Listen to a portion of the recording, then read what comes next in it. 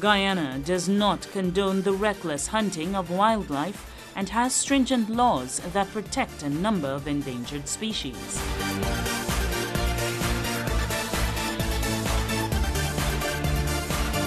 Protecting these animals is high on the agenda of the Ministry of Natural Resources and the Environment. Globally, wildlife conservation has become an increasingly important practice due to the negative effects of human activity on animals and the environment. The importance of managing and conserving Guyana's wildlife is at the forefront of wildlife management and conservation regulations (WMC), and is a key tool in the efforts of authorities to effectively regulate the sector. This week on Dorado Shines, we will tell you a bit more about the steps which are being taken in Guyana to protect animal species. Wildlife management in Guyana is governed by the Species Protection Regulations 1999, made pursuant to the Environmental Protection Act of 1996, and the Wildlife Management and Conservation Regulations 2013, also made pursuant to the Environmental Protection Act of 1996. There is tabled in Parliament the Wildlife Import and Export Bill, which will govern the international trade in wildlife. And by international trade, we mean import, export, re-export, or introduction from the sea. Now, Guyana is a party to the Convention on International Trade in Endangered Species of Wild Fauna and Flora. And as a party to that convention, Guyana is obligated to implement the provisions of the convention. This is done through CITES implementing legislation. And at this time, the CITES implementing legislation in place is the Species Protection Regulations. The overall intention is for us to have guidelines, have, as it were, regulations, for us to develop systems, for us to develop as well as offenses and penalties and so forth, so that we can conserve and adequately manage our wildlife. It is important that we engage in conservation and sustainable management of the species. And if you look at the regulations, not only in terms for animal and fish, but also it goes to some plant species too. But in terms of the export, also this is to ensure that we put the necessary controls. Guyana's wildlife management and conservation regulations will enable the development of systems, including penalties and mechanisms for enforcement for the protection of local wildlife. The Guyana Forestry Commission maintains that there is no circumventing of Guyana's logging laws by Baishan Lin or any other forestry-based company. The Commission has very robust and functional systems, procedures and guidelines which all forest sector companies are audited against. Appropriate action is taken for any breaches. The Environmental Protection Agency, the lead entity responsible for wildlife conservation, is putting a wide range of mechanisms in place to protect species at risk and deal with those engaged in the illegal wildlife trade. Having these regulations is to fill the gap that the previous regulation would have had, which is the SPR of 1999, and to also specifically deal with wildlife trade, management of wildlife trade locally. This will work hand in hand with the proposed wildlife import and export bill. So we would more or less run the gamut on wildlife trade internationally and locally. The Wildlife Import and Export Bill 2014 further strengthens the management, conservation, extraction and trade of wildlife in Guyana. One of the objectives of the Wildlife Import and Export Bill is to ensure that Guyana is fully compliant with the convention. However, it must be noted that the bill goes a little beyond the convention, in that CITES regulates trade in species that are listed on the appendices of the convention, and there are 3 appendices. While the bill covers not just wildlife listed on the appendices, but all wildlife, so it will regulate the international trade in all species of wildlife. With regard to the Wildlife Management and Conservation Regulations, this will provide for the management and conservation of wildlife. It will regulate hunting, capturing, taking, killing wildlife for any purpose, and this can include for bushmeat trade, for other commercial purposes, for scientific research or medicinal purposes. So we will have the bill which will deal with international trade, and you have the management and conservation regulations which will deal with wildlife management and trade regulation on a domestic level. So all aspects of wildlife management will be covered. Once the bill is passed, then the species protection regulations will be repealed. Boasting some 75% pristine rainforest, Guyana is home to more than 8,000 species of plants, mammals, birds, fishes, reptiles and amphibians, and countless invertebrates. A protected area is a geographically defined area which is designated or regulated and managed to achieve specific conservation objectives. The Guyana Forestry Commission has very effective export procedures in place. All forest produce to be exported must be verified by a GFC grading inspector, and the required documentation must be properly completed and verified prior to export. Measures are also being put in place to specifically deal with persons hunting and gathering wildlife locally. I want to encourage anyone who comes into contact with wildlife, whether they're hunting, whether they're exporting, whether they're selling it as meat, this regulation concerns them. Hunting is a popular pastime here in Guyana, and certain species are targeted for under the bushmeat trade. So, for example, you have lava, agouti, howis, all popular bushmeat. Now, we want to encourage our hunters out there to be cognizant of the fact that to have respect for wildlife. Now, while we appreciate that sports hunting is popular, we want to address the issue of non-target species being targeted during these hunting sessions. For example, hunters are maybe in the habit of shooting at species that they are not after for bushmeat. For example, savanna fox or a harpy eagle. We really want to ask hunters to consider this and desist from doing such. On that note, the Wildlife Management and Conservation Regulations speak to protected species. Now, under the regulations, protected species are not to be hunted, killed, or even kept in captivity. A recent case in point would have been a scenario where an individual was caught at the Ayakrama checkpoint transporting a puma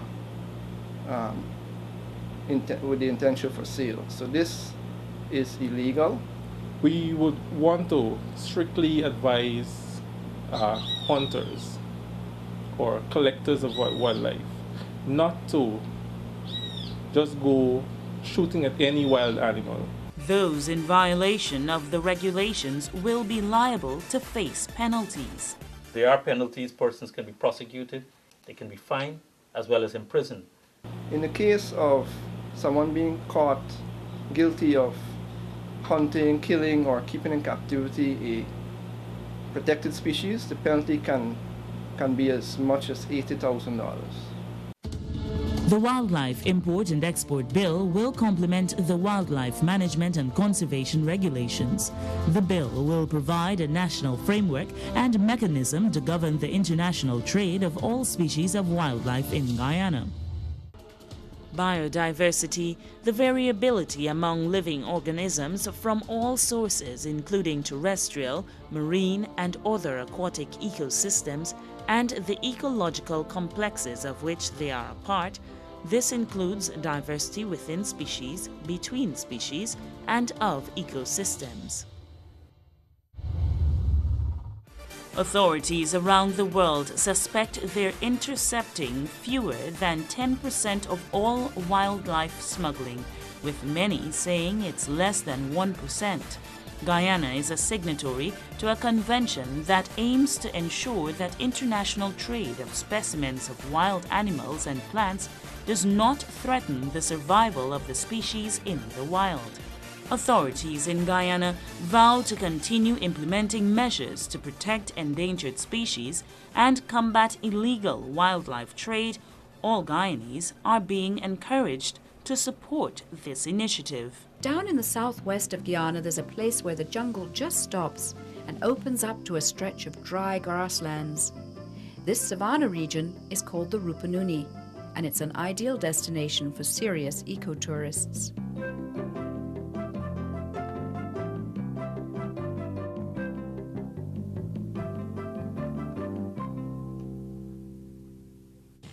Flights to the Rupununi depart from Guyana's capital, Georgetown, and they arrive in the village of Anai. The Rupununi is sparsely populated, and most people who live here are Amerindians, the original inhabitants of Guyana. Just behind the Anai airstrip is a good base camp for exploring the Rupununi. Most visitors stay in this converted ranch house, which now offers self-contained suites as well as camping facilities. Local Amerindians are training to be forest rangers and nature guides.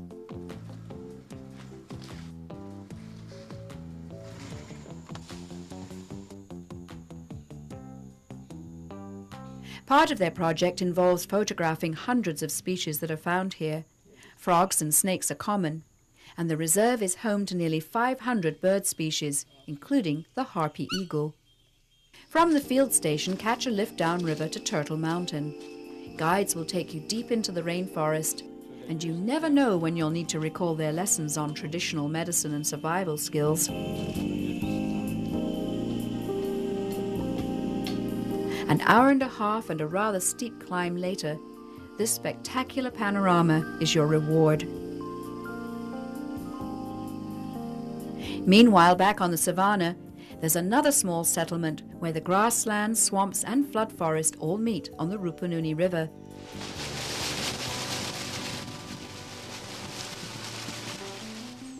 This ranch has the feel of an Amerindian village. Many places call themselves a birdwatcher's paradise, but few live up to their name like the Rupununi. When the forest floods during the summer rainy season, the roads become rivers. By boat, birdwatchers can easily reach places like Crane Pond. At sunset, this magical place is teeming with crocodiles. And of course, flocks of egrets, cormorants, and inhingas.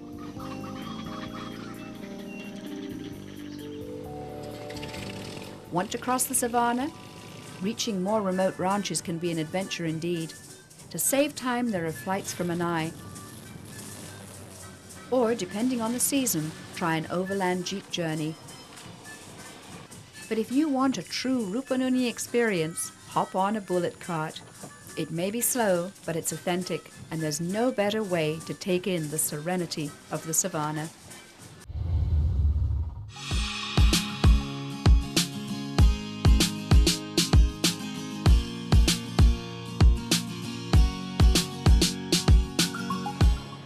Like the company, I'm quite sure the business as well as the general population in Guyana is proud that we've had this initiative, this commitment, this demonstration of support for what we're doing in Guyana in terms of managing and protecting the environment by this corporate entity. You must be proud, and we do hope that this effort that you've made will be a catalyst for others to follow. We're being the first company first company in Guyana to obtain ISO 14001 certification. And perhaps there are others, and very quickly we will see them moving in this direction. Traditionally, when you talk about ISO, we talk about quality. But we now move to the level where we also have to pay attention to environmental management and systems. The debate and the discussions as to how do we balance the environment with development continues to be very topical, and it ought to be something that we must all contribute to.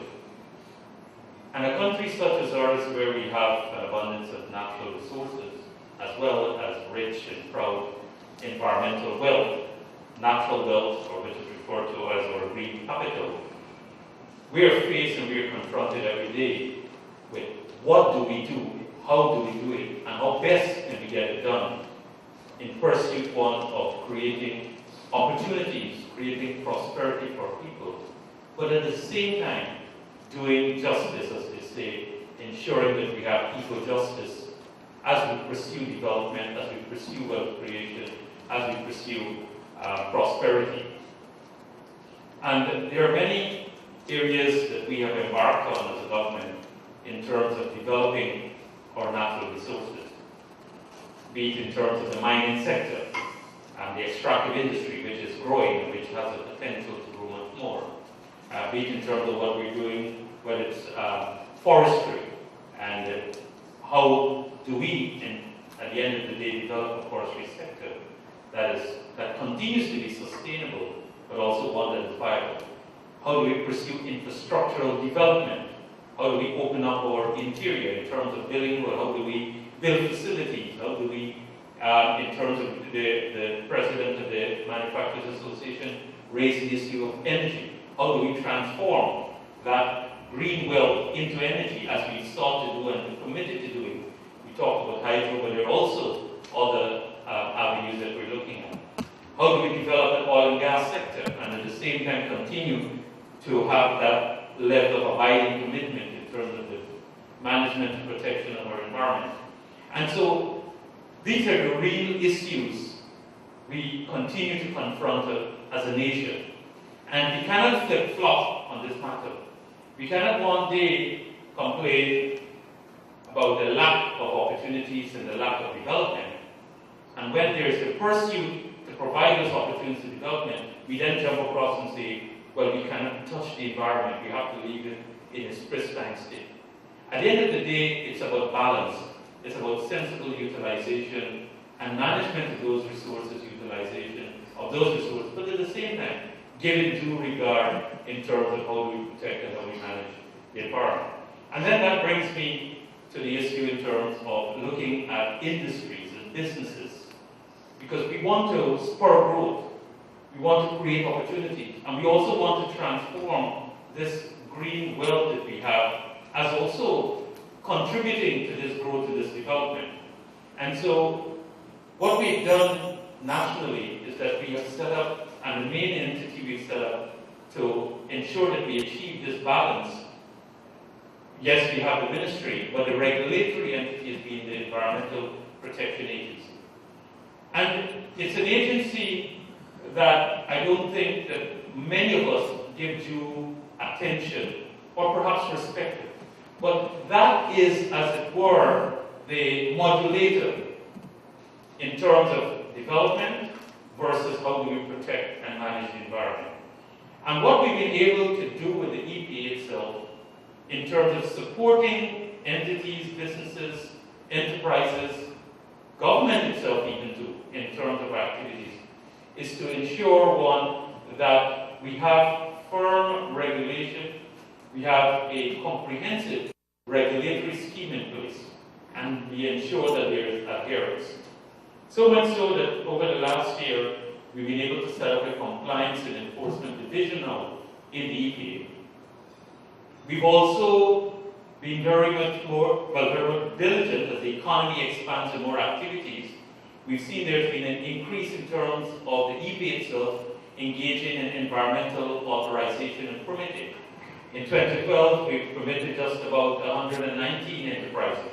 By the end of 2013, for that period, that number went up to 220. And even on industrial and commercial activities such as this, that number has also doubled.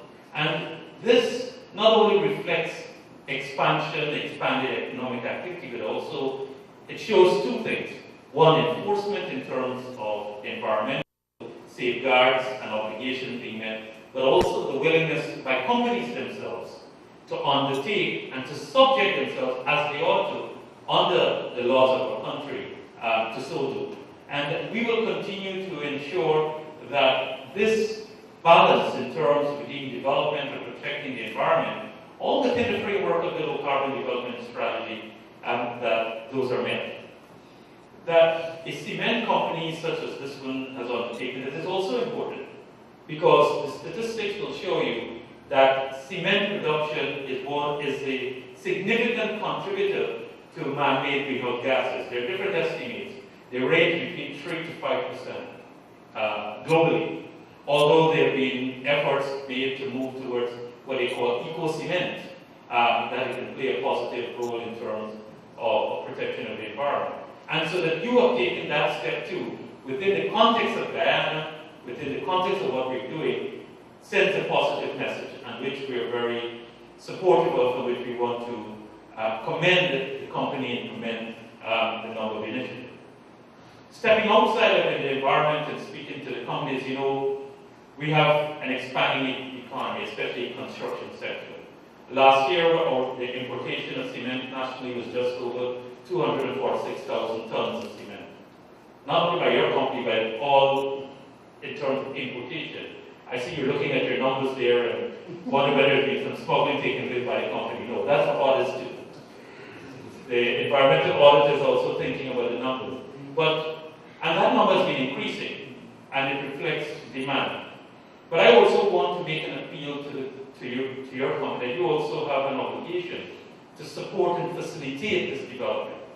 And I speak to the issue not only of price, as our good officer did from the Bureau standard talking about quality, but I want to emphasize in terms of price and supply availability too.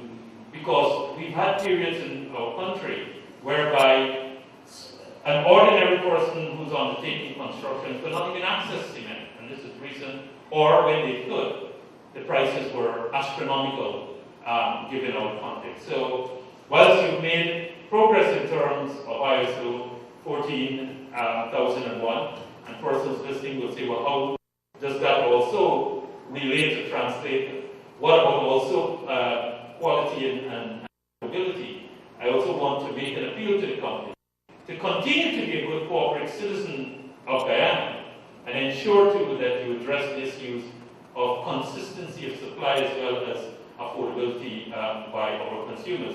I'm quite sure I also speak on behalf of the members of the Chamber of Commerce too. When I make that type of representation, not only for the people of Guyana, but also the business entities themselves. Because if the economy expands, if businesses do well, you also do well. And then that leads me to what I started out talking about, political stability. And I want to touch a little about that.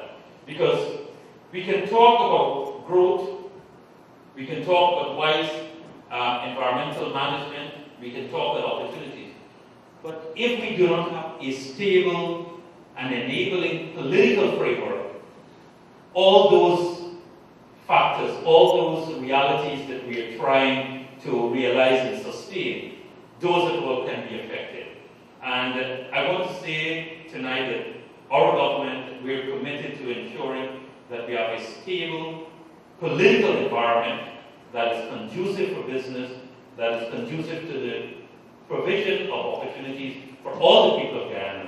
And I want, as an investor coming into, I want to give you that assurance that that is our commitment, as we've been able to do over the 20 years plus as we've been in government, to continue to do so. And, you know, we're a young nation, we're confronted with challenges, but we're also a people who have over the years been tested and know how to overcome those challenges. And I want to make that point and to reiterate that. Again, let me conclude by congratulating your company, congratulating the staff, and we do hope that the heads of the business associations here will take the word back, and we certainly will, from the EPA standpoint, listen to some of the recommendations and the suggestions how we can incentivize companies to move in this direction to, so that we can see more, as it were, subscribing to the ISO 14001. Again, as we said, this is an evening of celebration, but also one that you should be proud of, and we are also proud of tonight. Thank you very much.